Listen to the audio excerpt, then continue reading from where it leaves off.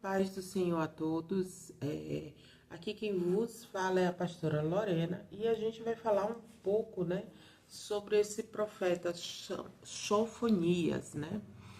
Ele é um profeta que o nome dele significa a vé esconde, né? E ele começa o seu livro, né, no capítulo 1, versículo 1, ele falando, né, da onde ele é descendente. E ele é descendente, né, ele fala que ele é trineto do rei Ezequias, né? E aí ele fala que ele é trineto do rei Ezequias, bisneto de Maria, neto de Gedalias e filho de Cuxi. Mas porque esse profeta, ele começa, né, o seu livro dando essas informações, porque ele fala, né, ele queria deixar bem claro ao rei Josias que ele estava no mesmo patamar, ele queria chamar a atenção do rei Josias, olha, eu tô aqui, eu entendo, né, o reino, eu também faço parte do reino e eu quero te abrir os olhos. Esse era o intuito, né, do profeta Sofonias. Ele não queria dar carteirada, ele não queria, né, falar para outros profetas, eu sou mais, eu sou menos, né, mas ele queria, né, chamar a atenção do rei, ponto, né, e o profeta, né? Ele nasce nessa época de Manassés. E uma curiosidade, né, sobre o seu nome, significa, né, Yahvé esconde, né? Manassés era um rei, né, que ele é declarado como um rei mau, né? Por quê? Principalmente porque ele pega os seus filhos e sacrifica, né, ao deus Moloque. Então, o seu pai, como ele está se sacrificando, né, os filhos do seu reinado, ele imagina, daqui a pouco chega o meu. Então, ele coloca, provavelmente, o seu nome venha daí, né, do rei Manassés. Apesar do rei Manassés ser um rei, né, mau, foi um rei que se humilhou no final da vida dele. Ele se humilhou, ele faz uma oração a Deus, né, e ele tem o perdão do Senhor, né? Mas vamos continuar aqui. Josias é um rei que ele inicia, né, o seu reinado aos 8 anos de idade, quando seu pai é morto, né, pelos próprios súditos, né? É morto devido à sua maldade, né? Esse rei Amon, ele reina por 2 anos, diferente de Manassés, apesar desse reino corruptivo, né? Ele não se humilha, ele não faz uma oração, ele morre como um homem mau, né? O profeta, ele reina, acredita-se que ele profetiza antes da reforma espiritual e moral que Josias, né, impõe ao seu reinado, né? Por quê? Porque ele começa a entender a mão do Senhor, né?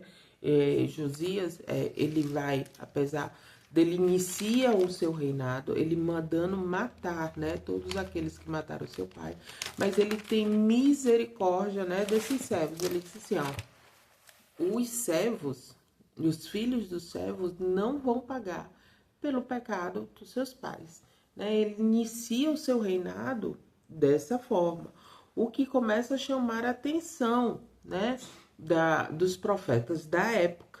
E quem eram os profetas da época? Abacuque, Naum e Jeremias. Eram esses contemporâneos, né, do profeta Sofonias, né? Sofonias, né, ele faz parte da família real, como eu já tinha dito, e ele vem para trazer, né, essa esperança messiânica e davídica. Por quê? Porque Jeremias já começa a profetizar contra o reino de Judá, né? O reino de Israel já havia caído, eles já haviam sido eliminados, entre aspas, né? Eles estavam no exílio e, né, ele vem trazer esperança, né? A gente vai ver, né, ele profetizando sobre o dia do Senhor, mas ele também traz essa esperança para aqueles que se humilham, para aqueles que buscam a face do Senhor, ele traz essa esperança, né? E ele vem no próprio, né, na própria Bíblia, né, vem falando, né, que né, as cidades se unirão, né, contra Judá. E o que significa? Babilônia, né, é um reino que ele começa a crescer. A Síria, né, cai. Então, a Babilônia é um reino unificado, né, por sucessivas vitórias de guerra. Então, provavelmente nessa época que ele está falando, claro que mais lá na frente a gente vai entender que é Babilônia, mas eles ficam nesse declínio entre a Síria e a Babilônia. E a gente vai ver que a Babilônia, né, ela se sobressai e ela leva Judá cativo, né? E a gente vai ver, né, a mão de Deus. O que Sofonias ele começa a profetizar? Ele profetiza sobre o juízo, tanto em Judá quanto em Jerusalém, né? Ele profetiza o dia do Senhor, que será um tempo de julgamento, mas ele também profetiza uma mensagem de esperança, né? De restauração aos remanescentes fiéis e a purificação do seu povo. Então é isso. No decorrer, né, do livro, a gente vai ver aqui, né, no capítulo 1, né, o profeta, ele falando sobre a destruição, né, de Judá, o dia do Senhor, que é o juízo. Logo depois, no capítulo 2, ele vai falar do castigo da Filístia, do castigo de Moabe, né, e ele vai falar do castigo da Etiópia e da queda das Sírias. E a gente vai ver que ao longo da história, é isso que acontece, né? Ao longo da história, esses reinos, ele começa a se degradar, né? E a gente vai ver a mão do Senhor sobre esses reinos. E aí no reino, né, no capítulo 3, ele começa a trazer, ele vai falar, ai, da cidade rebelde e impura.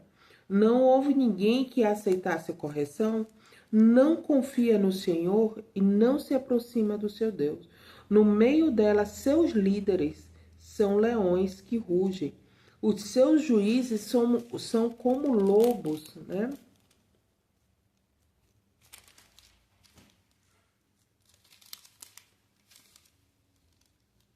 Vespertino que nada deixa para a manhã seguinte.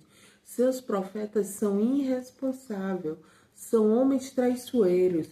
Seus sacerdotes profanam o santuário e fazem a violência contra Deus, né? E disse a cidade, daqui já é o versículo 7, com certeza você me temerá e aceitará a minha correção, pois então a sua habitação será ou seria eliminada e cairá sobre ela todos os meus castigos. Mas eles ainda estão ávidos por fazerem todo tipo de maldade. Por isso espera em mim, declara o Senhor, o dia que eu levantar para testemunhar. Decidi juntar as nações. Então ele fala aqui, decidi juntar as nações, é aquilo que eu tô falando.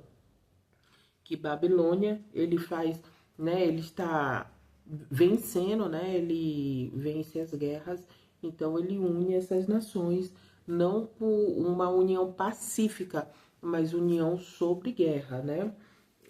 Derramarei a minha ira sobre todas impetuosas indignações. O mundo inteiro será consumido pelo fogo e pela minha zelosa ira. Mas aqui também no versículo 14, ele diz assim: cantem as cidades de Sião, exaltem Israel, alegre-se todo o seu coração na cidade de Jerusalém. O Senhor anulou a sentença contra você. Ele fez retroceder todos os seus inimigos. O que ele está falando aqui é sobre a reforma de Josias. Josias, ele reforma todo o templo, ele começa a retirar, né, os deuses pagãos, que a audácia, né, daqueles líderes sacerdotais era tão grande que eles começam, né, a colocar dentro do templo do Senhor outros deuses. E não é mais, né, os levitas, né, a linhagem levítica que está dentro, fazendo os sacrifícios dentro do templo, né? Eram os sacerdotes de Moloque, eram os sacerdotes de Aserá, eram os sacerdotes, né, de Baal, que estavam dentro do templo, tomando conta, né, dos sacrifícios a esses deuses. Era uma mistura, né, dessas religiões dentro do templo do Senhor. Por isso que eu digo muita audácia, né? Era como a gente, dentro de um culto, de um templo evangélico, tá lá outras religiões, né? Claro que a gente vê nos dias de hoje, né, essa mistura de religião africana com a católica. A gente vê esse tipo de coisa acontecendo. Mas a profanação do templo, aí, né, a gente começa a ver aqui na Bíblia. O que não acontece, foi levantada uma outra religião, né, para que isso acontecesse. Aqui não, foi uma profanação do templo da casa do Senhor, né? Esse contexto ocorre quando o Império Babilônico, né, ele está avançando, como eu já disse, e os assírios estão em decadência. O Egito, ele já, né, já perdeu a guerra, e está em ruína e destruição. Os felícios, né, eles também vão entrar em decadência. Amon e Moabe também, apesar de ser cidades, né, parentescas, né, de Judá e Israel, ele também vai cair em decadência. Então, alguma coisa, né, como já foi falado em outros vídeos, né, a gente vai pegar, são mensagens atemporais que a gente for comparar nos dias de hoje, né, a gente vê essa semelhança, mas, né, o que algo traz de novo? O que algo traz de novo é que o rei Josias, ele entende essa mensagem, ele escuta a voz do Senhor e ele clama ao Deus, se humilha e faz uma reforma, né, em Jerusalém. E é esse o detalhe que me traz muita esperança, né? Que apesar, né, de toda a profecia de juízo, né, a profecia do dia do Senhor, né, há um rei que olha para si mesmo, né, e vê a multidão do seu pecado, e vê a multidão não só do seu pecado, mas de todo, né, de toda a Judá, e ele vai aos pés do Senhor. Esse é o detalhe, né? Dentro, né, da nossa corrupção moral que todos nós temos, né?